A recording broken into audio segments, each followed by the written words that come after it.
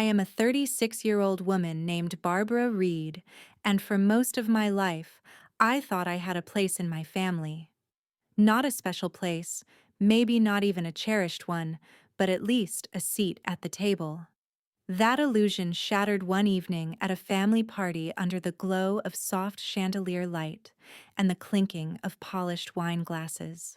I can still hear my father's voice steady and proud as he raised his drink high and said the words that would burn into me forever to our only daughter, Zinnia.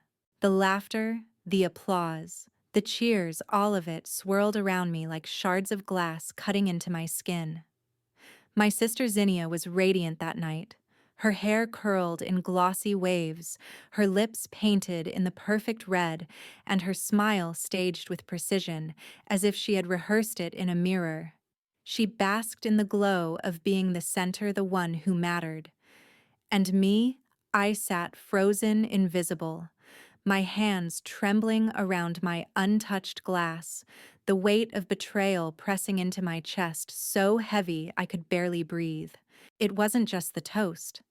It was everything that came before it, the years of small dismissals, the little digs, the way my achievements were always brushed aside, while hers were paraded around like trophies.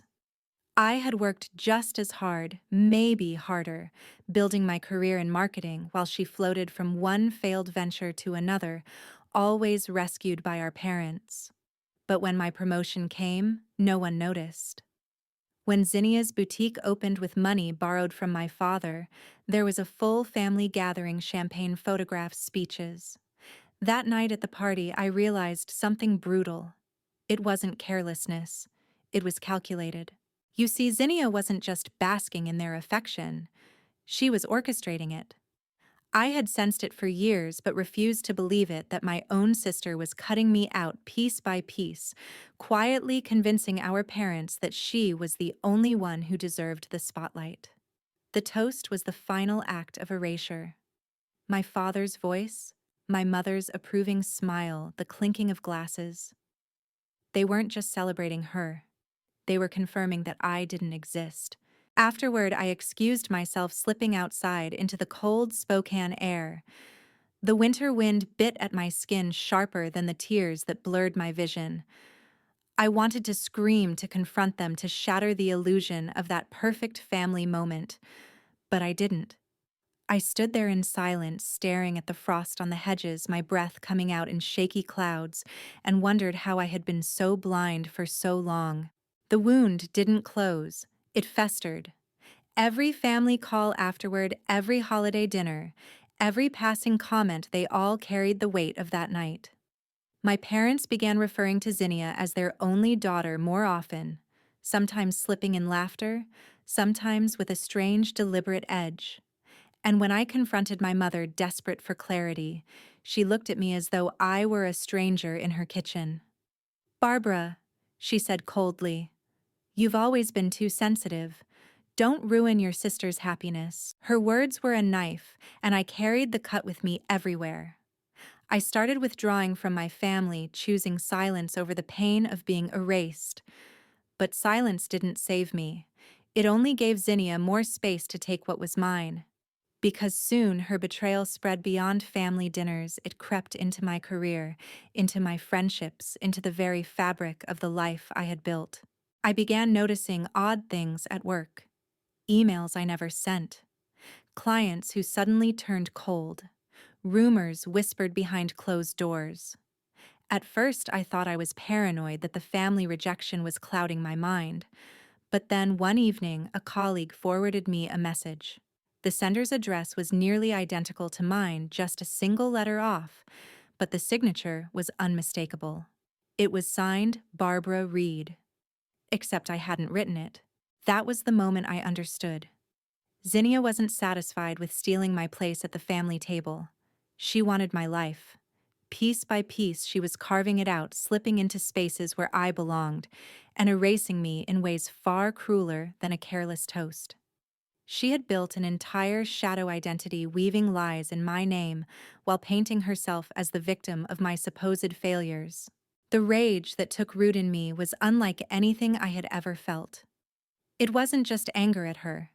It was betrayal at its deepest, because it came wrapped in the face of the person who had once braided my hair, whispered secrets under the covers, and promised we would always have each other. She hadn't just stolen my family's love, she had weaponized it, turning them against me while dismantling everything I had fought to build. And yet, beneath the fury, there was something else, a quiet, dangerous clarity. I realized then that my silence had been her greatest weapon. By swallowing the pain, by pretending it didn't matter, I had given her the stage, the spotlight, the freedom to rewrite the story while I stood in the shadows. No more. That night, sitting alone in my apartment with the forged email glowing on my laptop screen, I made a promise to myself. I would not be erased. I would gather proof, I would dig up every lie she had told, and I would show the world the truth. If my family wanted to toast to their only daughter, then fine, let them raise their glasses. But I would raise something stronger, the truth sharpened into a blade. And when the time came, I would not hesitate to cut through the web she had spun. The days that followed were a blur of quiet obsession. I still went to work, still smiled at colleagues, still answered phone calls from friends, but beneath the surface I was unraveling and reassembling myself with one purpose: to expose Zinnia. I began keeping a hidden folder on my laptop storing every odd email, every strange discrepancy, every piece of evidence that suggested she was impersonating me. At first, it felt like chasing shadows. But then patterns emerged, missed commas, phrases. I would never use small mistakes that didn't belong to me. They belonged to her. I thought back to all the times in childhood when she mimicked me. Zinnia had always been a mirror, sometimes flattering, sometimes mocking. She'd copy the way I spoke, the clothes I wore, even the little phrases I repeated without thinking. Back then, it was annoying, but harmless, just a sister trying on different skins. I never imagined that as adults she would perfect the act until she could slip inside my identity like a glove. One night, I drove past her boutique.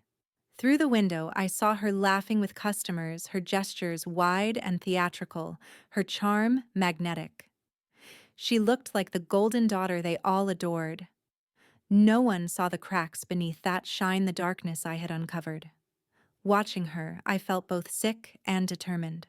She had stolen my parents, my recognition, my voice. I would not let her take my livelihood too. The breaking point came when I lost a major client. The email I had supposedly sent them was ruthless, dismissive, unprofessional things I would never write. They showed it to me, apologetic, explaining they couldn't continue with someone so unstable. My stomach dropped when I read the signature Barbara Reed. But I recognized the cruel edge in the words. That was Zinnia's voice. The rage inside me threatened to consume me, but I knew better than to lash out blindly. Zinnia thrived on making me look unhinged. She had likely been spinning that narrative to my parents for years. If I confronted her without proof, she'd twist it back on me again. So I did something that went against every fiber of my being. I stayed quiet. I let her believe she was winning while I built my case. Brick by brick. I hired a tech consultant quietly, discreetly. He traced the fake email account back to an IP address. It was like a cold slap when I saw it.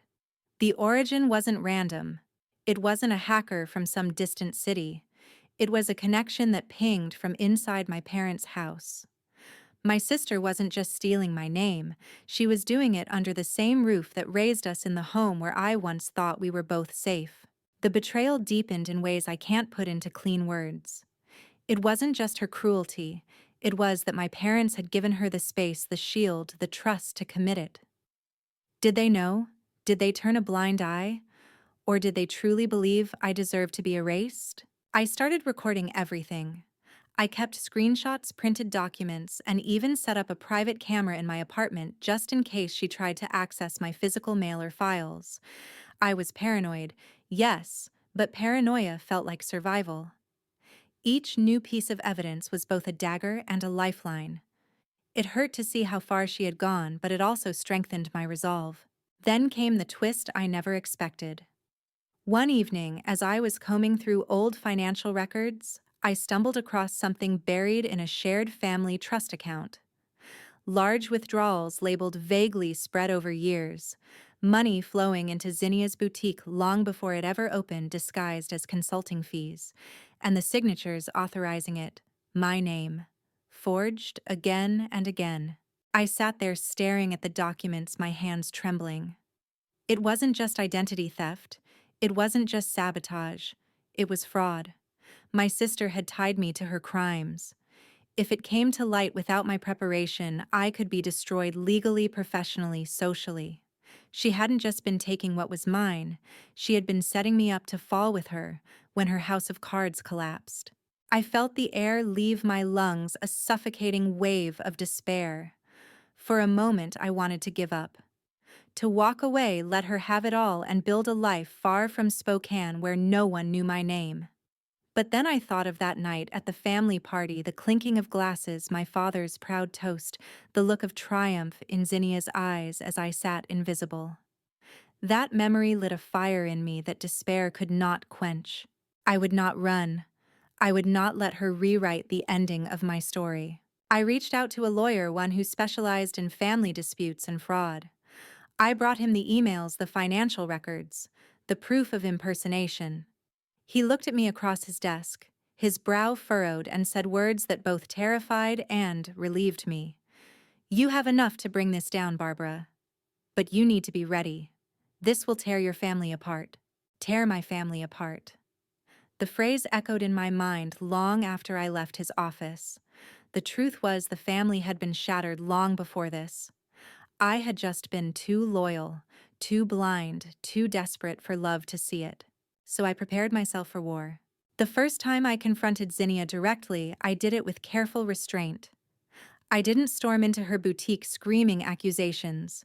That's what she would have wanted a scene to twist against me. Instead, I invited her for coffee at a quiet cafe on the north side of Spokane, the kind of place we used to go when we were younger, when the world still felt like it was ours to share. She arrived late as always, sweeping in with her perfect hair, her practiced laugh, her aura of control. She hugged me like we were still sisters, like nothing had come between us. I sat across from her, my hands steady even as my heart thudded in my chest. I watched her order her drink, make small talk glide effortlessly over the surface of things. And then I slid a single printed email across the table. The one she had sent to my client, the one that had cost me everything. For the first time in years, I saw her mask falter. Just a flicker, a crack. Her smile froze, her eyes flicked to mine, calculating. Then just as quickly, she recovered. She leaned back, laughed lightly, and said, "Barbara, you're imagining things. Anyone could have faked this. You've always been paranoid." Her denial was smooth, rehearsed. But I saw the flicker again, the quick pulse in her neck, the faint tremor in her hand as she lifted her cup. She knew I had her. Maybe not enough to crush her yet, but enough to scare her. I didn't push further in that moment. I simply looked at her and said softly, "I know what you've done, and I won't let you take anything more from me." Then I stood, left money for my coffee, and walked out. My legs shook, but my spine felt straighter than it had in years. After that, things shifted. My parents began calling more often, their voices edged with suspicion. My mother accused me of being cruel to Zinnia, of creating drama where there was none. My father sighed heavily, disappointed, reminding me that family was all we had. It was clear she had already poisoned them against me long ago, painting me as unstable, jealous, bitter. The confrontation had given her ammunition, but I had something she didn't know, evidence she couldn't explain away. My lawyer and I worked quietly building the case. He advised me to be patient, to gather more, to make sure when the truth came out it would be undeniable. Every day felt like walking through fire. At work, I kept my head down, salvaging what I could. At night, I sifted through files, emails, and bank records, piecing together the puzzle of her betrayal. Then came the family dinner. My parents insisted I attend, saying it was time to mend things with Zinnia. Part of me wanted to refuse, to avoid the trap. but another part knew this was the stage where everything could break open. So I went. The house smelled the same as it always had: roast chicken, cinnamon candles, the faint trace of my mother's perfume. Familiar, almost comforting, until I stepped into the dining room and saw the way their eyes lingered on Zinnia, glowing with pride while barely flicking to me. She sat at the head of the table as though she owned it, her smile triumphant. We ate in tense silence, my parents chattering about trivial things, Zinnia dropping small comments designed to sting. "Barbara, you've been so quiet lately," she said sweetly. "Work trouble." My mother frowned at me. My father sighed again. I felt the old wound reopen, raw and burning. And then it happened. My father lifted his glass the same way he had at that party and said, "To our only daughter, Zinnia, we're so proud of you." Something inside me snapped. I stood my chair, scraping against the floor, my hands trembling, not with fear this time, but with fury. I pulled from my bag the folder I had brought: emails, bank records, signatures, all of it, and dropped it onto the table. The sound was sharp, final.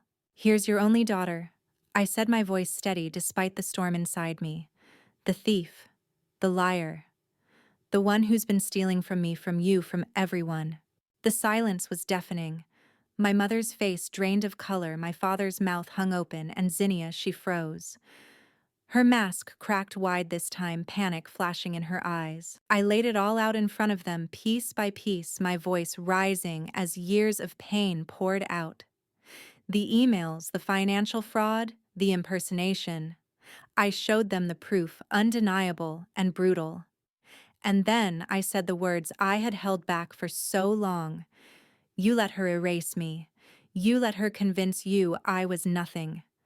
But I am your daughter too, and I will not disappear." The emotional climax was not a scream, not a violent outburst. It was a raw, shaking declaration of survival. Tears burned my eyes, but I didn't wipe them away. I wanted them to see the cost of their blindness. Zinnia tried to speak, to twist it, but the evidence was too strong. My father's hands shook as he sifted through the papers, his face pale, his voice breaking. My mother stared at Zinnia, betrayal and disbelief warring in her expression. For once, the room was mine. My truth hung in the air, undeniable. I didn't wait for their excuses. I gathered my things, looked at my sister one last time, her face no longer triumphant but terrified, and walked out. That night, for the first time in years, I felt free. In the days after that dinner, the silence from my parents was louder than any confrontation could have been. They didn't call, they didn't come by, no messages, no explanations. It was as if they needed to sit inside the wreckage of the truth I had dropped on their table, too stunned to move. Part of me longed for them to reach out, to apologize, to admit how wrong they had been. Another part of me knew better.